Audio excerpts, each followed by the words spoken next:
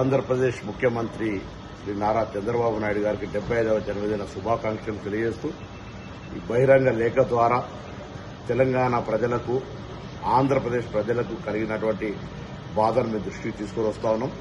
విభజన జరిగిన తర్వాత రెండు రాష్ట్రాల ప్రజలు సహృద్భావ వాతావరణంలో అన్ని రకాల సంబంధాలను కొనసాగిస్తూ రెండు తెలుగు రాష్ట్రాల అభివృద్ధి చెందాలని కోరుకుంటా ఉన్నాం.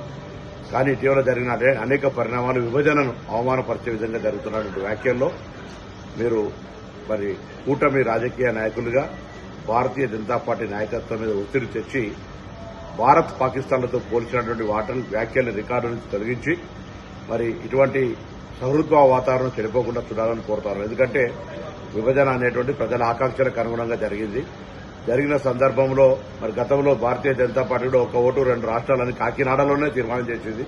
ఇవన్నీ కూడా అనవసరమైన చర్చ. ఇప్పుడు విభజన జరిగి 10 సంవత్సరాలు అయిన తర్వాత కూడా ఇంకా అటువంటి అంశం మీద గెలకడం అనేటువంటిది మనకు మంచిగా. ఇప్పుడు భారతదేశము పాకిస్తాన్, మరి ఆంధ్రప్రదేశ్ తెలంగాణ ఏ రాష్ట్రం భారతదేశము, ఏ రాష్ట్రం పాకిస్తాన్.